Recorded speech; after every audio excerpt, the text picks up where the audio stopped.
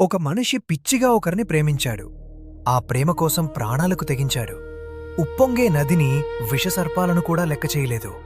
కాని ఒక్క మాట, కేవలం ఒక్క మాట అతని జీవితాన్ని తలకిందులు చేసింది.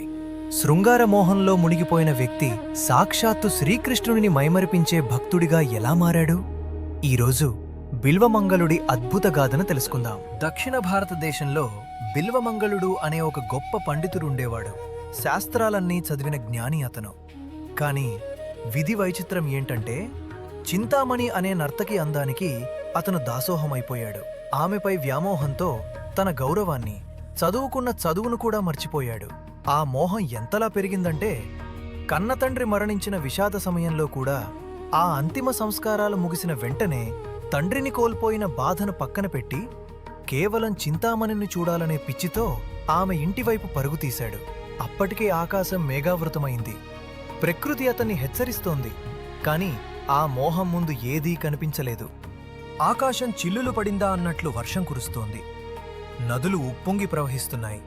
చింతామణిని చూడాలన్న తపనతో బిల్వమంగళుడు నది ఒడ్డు చేరుకున్నాడు. పడవలు ఏవీ లేవు. ఆ పిచ్చిలో నదిలో కొట్టుకుపోతున్న ఒక శవాన్ని చెక్క అనుకుని పట్టుకుని నది దాటాడు. చీకట్లో ఆమె ఇంటి వెనుక గోడ ఎక్కడానికి ప్రయత్నించాడు. అక్కడ వేలాడుతున్న ఒక విషసర్పాన్ని చూసి తాడు అనుకుని పట్టుకుని పైకి ఎక్కాడు. లోపలికి వెళ్లిన అతని అవస్థ చూసి చింతామణి నివ్వెరపోయింది. శవాన్ని పడవ అనుకోవడం, పాముడు తాడు అనుకోవడం చూసి ఆమె ఆశ్చర్యంతో ఇలా అంది, బిల్వమంగళ, ఛీ, ఈ మాంసపు ముద్దాయిన నా శరీరం మీద నీకు ఉన్న ఈ పిచ్చి ప్రేమను ఆ శ్రీకృష్ణుడి మీద పెడితే నీకు మోక్షం లభించేది కదా, ఈ పాపపు బతుకు ఎందుకు అని నిలదీసింది. ఆ మాటలు బిల్వమంగళుడి గుండెల్లో శూలాల్లా గుచ్చుకున్నాయి. అతని కళ్ళు తెరుచుకున్నాయి. అవును, నేను ఎవరికోసం నా జీవితాన్ని నాశనం చేసుకుంటున్నాను అని ప్రశ్నించుకున్నాడు. వెంటనే ఆమె పాదాలకు నమస్కరించి అక్కడి నుండి వెనుదిరిగాడు. కాని మళ్లీ తన కళ్ళు వేరే వస్తువులపై మోహం పెంచుకుంటాయేమో అన్న భయంతో తన కళ్లను తానే పొడుచుకున్నాడు. చూపు కోల్పోయినా మనసు నిండా కృష్ణుని నింపుకున్నాడు. బాహ్య ప్రపంచాన్ని వదిలేసి అంతర్నేత్రంతో ఆ నల్లనయ్యను దర్శించుకోవడం మొదలుపెట్టాడు. అతనే తర్వాతి కాలంలో లీలాసుకుడుగా ప్రసిద్ధి చెందాడు.